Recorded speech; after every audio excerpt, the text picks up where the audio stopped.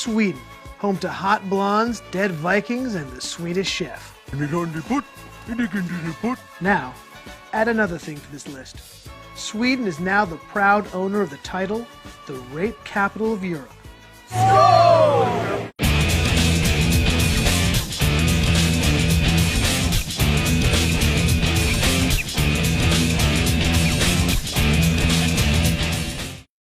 Sweden has always had a reputation of being a harmonious and liberal society. This image has been shattered as rape has skyrocketed over the past 5 years. At the same time, Sweden has been going through a revolutionary demographic shift that has seen the country take in more refugees from Islamic countries than any Western nation in the world. This immigration has led to culture clashes and to enclaves of self-contained societies across Sweden. This is Annika Henroth Rothstein. She's a Swedish journalist who has extensively covered the Middle Eastern migration into Sweden. What we have is, first of all, a Swedish culture. Then we bring in, like last year, 190,000 people that come from a very different culture, a culture that isn't liberal, that has radically different views on women, on sexuality, on gender, on all these things. There's an explosion. Yeah, it will be clashes. This is Rinkeby, a leafy northern suburb of Stockholm, also a completely Islamic area. The police have said this is a complete no-go for them and for journalists. Here, a 60 Minutes crew from Australia is attacked while doing a story on Rinkeby. In order to come here and to prosper, you have to adapt to that culture. And that what we're doing in Europe is the complete opposite. They are saying, how can we adapt to you?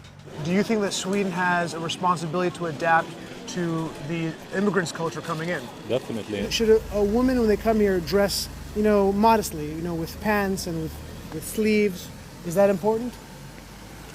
It is our culture. If you come to Rinkeby, obviously everywhere it's a dress code, I got a Swedish girlfriend. Sometimes I say we go to Rinkeby, he's scared.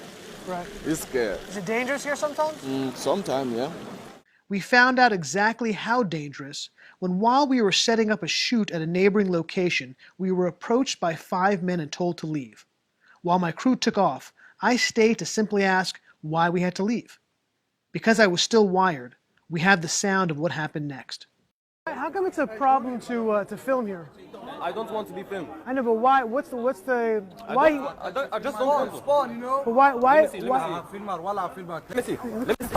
Let me see. I'm not filming anything. Look. Show me what you got. Let go of me. Show me what you got. Show me. Show me you phone. Let go. I'll show you. I don't want your phone. Show me. Let go. I'll show you.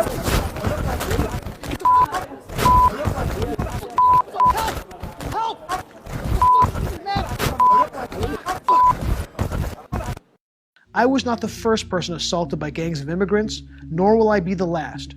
But women are taking the brunt of the explosion of violence across Sweden. When I went to a police station, I noticed that the vast majority of the people waiting to report a crime were women. Later, the police officer who I met with told me that most were there to report rape.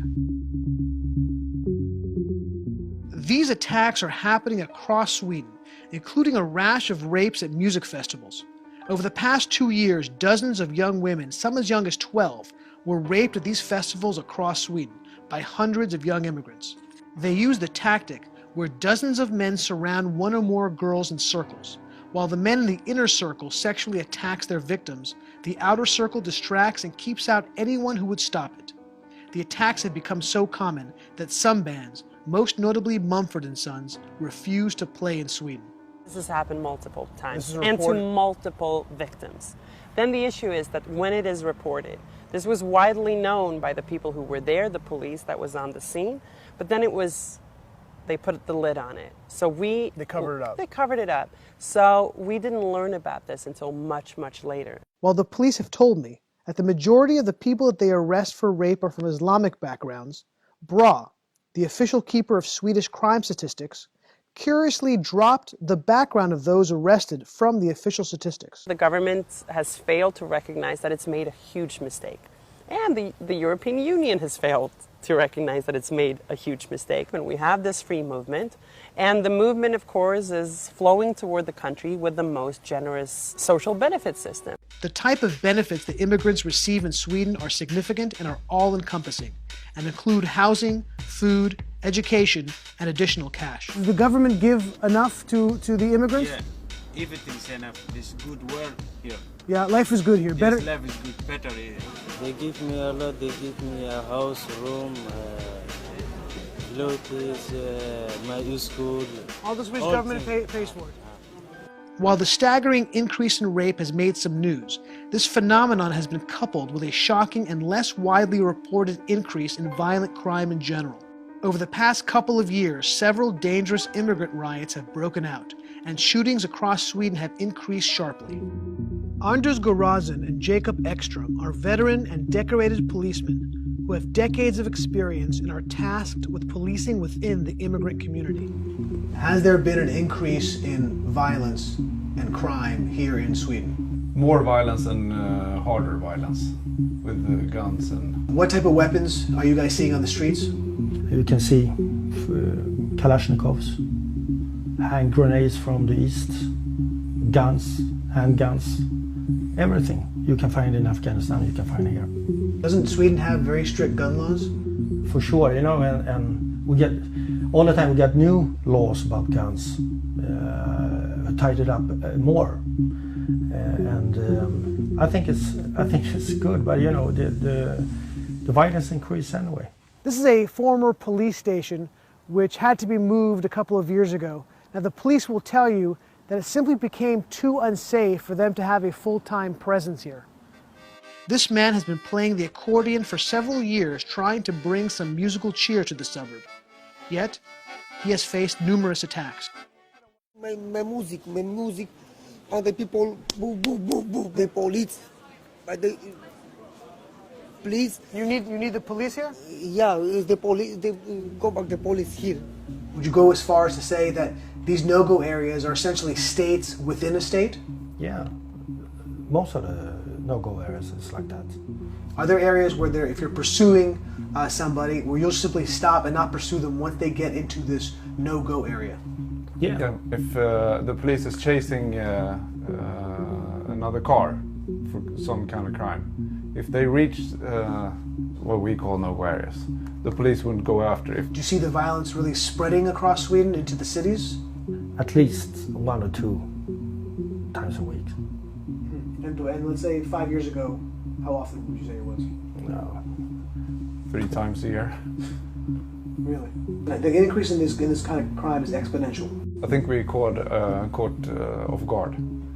We didn't expect it to be so much increase. Do you think there's a deliberate attempt to cover up these type of crimes? Rather than that they don't want to seem racist. Is there a sort of sensitivity or are people scared that if you identify who's committing these type of crimes, that you could be labeled a racist? Of course, I think these issues make people nervous all over the world, not only even in Sweden. This make me nervous as well, if we're talking about it. Because you don't want to be called racist? No, this, you know, racist card is very hard to deal with, you know.